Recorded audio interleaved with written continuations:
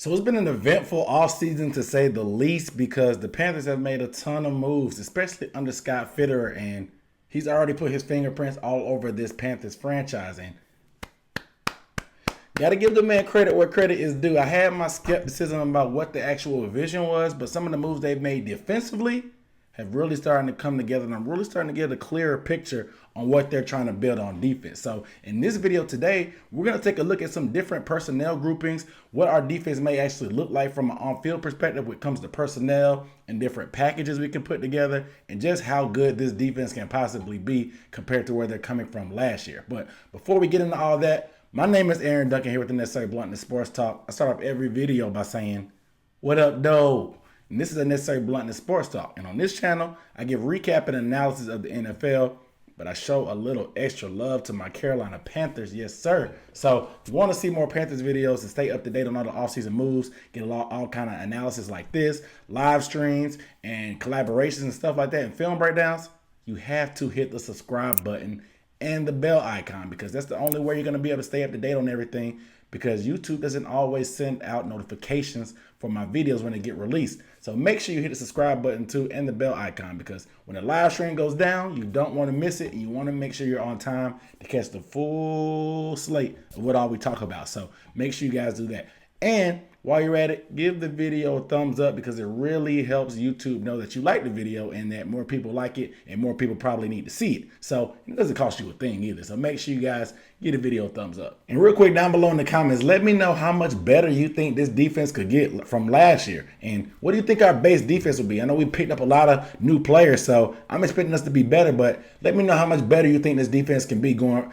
They were middle of the pack last year. What do you think they can go to next year? Let me know down below in the comments. As I said before, the Panthers have made a slew of signings from Morgan Fox, Denzel Perryman, Hasaan Riddick, and all kind of other pieces on the other side of the ball. But defensively, you can really see the identity of these guys. And when you pair up some of these guys with the pieces that we already had in place, you can finally see the vision of what Phil Snow, Scott Fitterer, and Matt Rhule want to put on that field. All the common traits amongst these guys are speed and hard-hitting ability and effort. You know, Denzel Perryman, he may be small, but he's fast and he will lay you out. Hasaan Riddick had a breakout year coming off that edge. He's a little bit smaller and undersized, but his speed rush off the edge is deadly. He can get to that quarterback and he can force some fumbles. He had a 5-sack game last year against the Giants, so I'll be anxious to see what he can do. We already know what Brian Burns can do on the opposite side, but to put a guy like Morgan Fox from the Rams, who may not be super fast, but he definitely has a mean streak. And you can see when he gets to the quarterback, he's not there to make any friends. He's there to bring the pain and possibly get that football out. And you put all that bunch together up front together with our linebackers like Shaq and J.C. Carter, who can lay the wood. You see the type of attitude that this defense is going to bring. You know, Scott Fitterer comes from Seattle, who had the hard-hitting, fast, intimidating defense.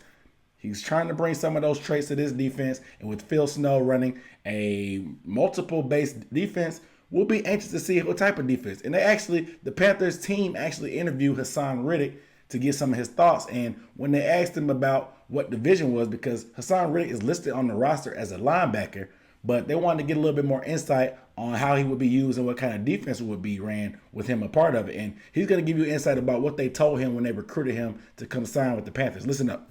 Hasaan, I think they list you on the roster officially as a linebacker. How would you describe yourself, and do you think this is going to end up being more of like a 3-4 type defense or multiple? That I can't directly answer. When I had talked to Snow, they were still working on it. You know, a lot of great pieces came in this year. I said this already. A lot of great pieces came in this year. And one thing that I know about Snow is he's going to take the pieces that he has and he's going to try to get them all on the field at the same time and create a bunch of mismatches. That's the only thing that I can be for certain, you know, and for sure about.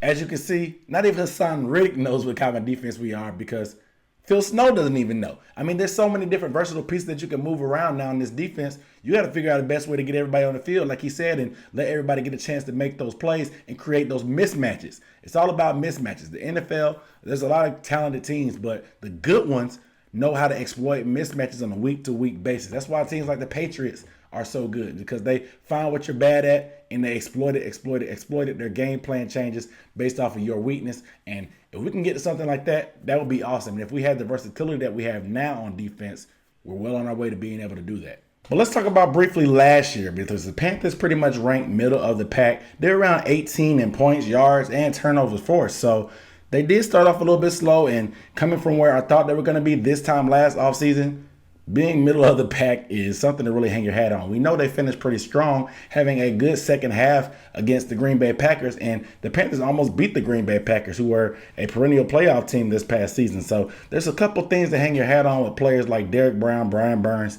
and Jeremy Chinn. But we're trying to look where we can get to because with adding Hasaan Riddick and Morgan Fox up front, you're going to get after the quarterback a lot better, especially when you have two guys that can get double-digit sacks in the season when it comes to Burns and Riddick. And obviously, being able to put Jeremy Chinn back in the secondary, maybe he'll be able to be a better ball hawk like he was in college. So we're expected to do better things there. But I want to go ahead and take a look at some formations on paper of what we can possibly line people up at and see what we can do and have different combinations just so how versatile and complex this defense could be for opposing offense. Let's go ahead and look at the board. Looking at just a base 4-3 look, and listen, this is the NFL. Multiple teams run more 2, 3, 4 wide receiver sets now. So you're rarely going to be in the 4-3, but people like to talk about in Madden terms. So I want to make it as simple as possible to see just how everything lines up. So let's take a look right now. And I don't have the corners on there. I just have pretty much everybody on the inside. So up front, of course, we have Brian Burns, Derrick Brown, Morgan Fox, and Hasaan Riddick on the front four. Now, this is what I expect to be the basic lineup for us to have. Also, at linebacker, of course, Shaq and J.C. Carter will be able to bump to the outside linebackers, their natural position. You know, Shaq has been playing inside somewhat for the past few years. I'm trying to, at least, when we ran the 3-4 with Ron Rivera, and last year a little bit because number 52, Tahir Whitehead, was not a great signing. But nevertheless, Shaq can bump back to the outside and put Perryman on the inside. And also, Jeremy Chinn's going back here to strong safety. And Franklin, obviously, if we draft the safety, this could change. But let's just leave Franklin in here for right now. This is just a base 4-3. I feel pretty good. We got good speed off the edge. Got your size on the inside with Brown and Fox. We got Perryman here behind him. Perryman is small, but you have him behind a big D lineman like Brown who's going to take up some blockers so he can run around and hit. I like this formation because you can just line up and do this. It's pretty strong against the run. We got 3 heavy hitters right here at linebacker, and I feel pretty good about this. So let's look at the next formation. A 4-2-5 nickel. I put pass rush because this is a lighter up front. As you can see, I took out Derrick Brown. I put in Etor Gross-Matos, left Brian Burns, Riddick, and Fox here up front. Got the speed off the edges. It's a little bit of a lighter front. I think YGM is going to have to learn to play inside more because we're going with speed off the edge now. You see with Riddick and Burns that YGM may not be a full-time starter at just straight up defensive end. He may be a 3-4 defensive end in certain formations that you may see later, but he's going to have to learn to play inside in the 3 technique and possibly get better at pass rush because he's not super fast, but he has good length. He has pretty good strength. And once he learns to play with leverage and get low and use that arm length to get blockers off of him, he could be pretty good inside. I also took out J.C. Carter. Him and any of these linebackers could be interchangeable when it comes to the pass, but Perryman and Shaq are vets. They're a little bit more experienced. I feel more comfortable with them. I have them both at their nickel linebacker. Shaq does have that versatility. He played at safety position in college. He's decent in coverage for a linebacker. He can run around in space. He's fast. Perryman's the same way. He's small, but he can run around and make plays. Shaq would probably be the designated guy that guards any kind of tight end in this formation just because of the size difference with Perryman. Nevertheless, I like these guys on the inside. I don't know who's going to be the nickel just yet. It could be Corn Elder. We could pick up somebody else. It could be anybody. You could put Jeremy Chinn down here at nickel if you wanted to because he definitely has a lot of experience playing in the slot corner position and being safety. That's the beauty about Jeremy Chinn. He could play almost anywhere in the secondary depending on the matchup. But I do have him as strong safety here. I still have Franklin in the back. But like I said, you could bring Chinn down. Whoever's a nickel, you could put him back at safety or whatever we're going to do on that front. But I do like the versatility of this 4-2-5 nickel. I think this would be closer to what we run as a quote-unquote base besides the man up front. But with having 3 wide receiver sets in the NFL, especially with teams that like to spread it out like the Bucs, the Saints, or the Falcons, we're going to be in a lot of nickel coverage. So get used to seeing a formation like this, especially in a pass rush scenario like a 3rd down or second and long or something like that. So I definitely like this formation. The next is the dreaded 3-3-5 that people have been nailing Phil Snow to the cross about. Now, Phil Snow, he got in trouble sometimes for running a 3-man front and only a 3-man rush when we really didn't even sniff the quarterback, i.e. the Vikings game where they ran right down the field because we kept running 3-man rushes and we couldn't get pressure on Kirk Cousins. Like I said, even quarterbacks of caliber of Kirk Cousins can dice you apart when you don't get a pass rush. So I don't expect us to only rush 3, but this is the type of lineup we could possibly have if we go 3-3-5, which I think Phil Snow is really leaning for, because this is more of a college formation that he wants to bring here. And with the amount of versatility we have, it could make some sense in certain scenarios. So on this one, I have YGM and Morgan Fox coming off the edge, quote unquote, as the rushers. Obviously, Big Boy Brown in the middle, clogging up that middle, of course. But inside at the linebacker. The reason why I have it set up almost like a 3-4 is because this person could drop back into coverage and be a DB, or they can come off the edge. We saw a lot of times, if you looked at my Brian Burns film breakdown video, I showed that Phil Snow already previewed trying to get Brian Burns some experience in coverage. But also Brian Burns, we know what he does best, coming off the edge. Is just we always couldn't have Brian Burns drop it into coverage because we really had nobody else to get after the quarterback. Now that we have Hasaan Riddick to come off the edge too, you can drop Brian Burns back in coverage if you want to. You can bring him. You can bring both of these guys, or you can drop both, because Riddick does have experience dropping back into coverage. Now, it's not his strength, which is the reason why he's only had one great year rushing the passer, because the Arizona Cardinals tried to force him to be a regular linebacker when it's not what he does. Even though he's undersized, he gets after that quarterback. But I know he will be back as a pass rusher primarily, because Phil Snow is what got him a first round, made him be a first round draft pick because of what he could do at Temple. So Phil Snow knows his strengths. But I put Riddick or Chinn right here because if you want to make this guy a DB, this could be Jeremy Chinn. We've also seen Jeremy Chinn rush the passer in certain scenarios last year. So that's a good option you can have there. But inside, you can either do Shaq or Perryman regardless, or you can take both of those guys out, leave both of your pass rushers in as Riddick and Burns, and bring Chinn down, bring in an extra DB. As you can see, I'm listing a bunch of stuff like a grocery list at Kroger, because that's the type of options that we have, guys.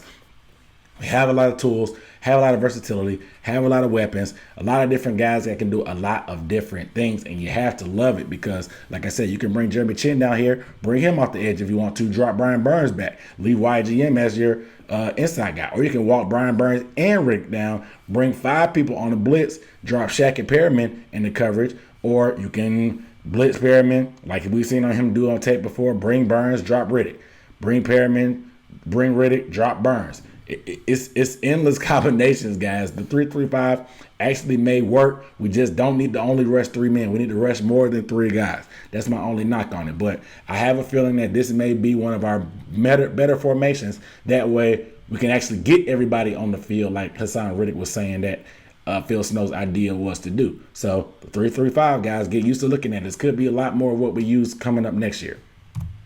And last but not least, I just want to show one more base of the 3-4 that we could do also, because we have the personnel to be able to do it. Now, if we do this 3-4, look how I have it lined up. I have YGM, Brown, and Fox. YGM is going to be at a 5 technique, which means he's going to line up head up with the offensive tackle, and so is Fox, lined up head up with the offensive tackle. Coming off the edge outside of those guys, it's going to be Brian Burns and Riddick. Now, this is the better ideal formation for both of these guys, so I can see us living in this type of formation also, because even though is a little bit different walking up, look how similar it looks to the 3-3-5. We can easily interchange without even changing personnel. Look at that. Look how easy it is to go back and forth. You just bring these guys down without having to change personnel. So this 3-3-3-4 and 3-3-5 are 2 different formations that I think we can live in. In run scenarios, maybe run this. YGM, like I said, that length. He's going to need to be able to work on being able to pass rush inside instead of just purely off the edge. He's not a speed rusher anyway, so I think it'll be an easy transition.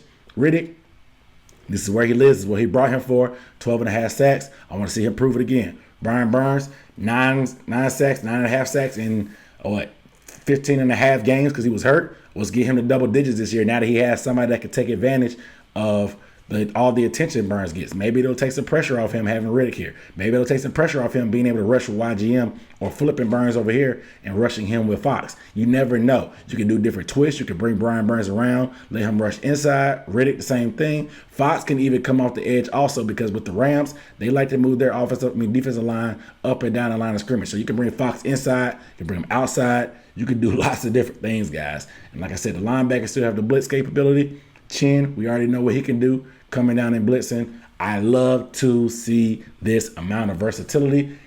I feel like I'm rambling because all these options out here just have me salivating, man. I love it. So don't be surprised if you see this defense taking a huge step and possibly even being in the top 10. If we can shore up the cornerback position via free agency or the draft and maybe get a safety if we don't feel too good about Franklin, look out. This defense can move up into the top 10 in a hurry, if not definitely in the top half of the league, and get out of that middle of the pack, because they were middle of the pack even with Brian Burns being the only designated pass rusher, even with us having some suspect corners at times throughout the year. And I'm just excited to see what we can do now that we have two sack artists and speed rushers coming off the edge. We have a good linebacker on the inside to get rid of Tahir Whitehead, and we feel confident about the guy in Perryman inside. If they can all stay healthy, just keep in mind, if he can stay healthy. I know he has some issues, but if he can stay healthy, Perryman will be a problem, but we have the versatility to make up for it if he does get hurt anyway. But you guys let me know down below in the comments,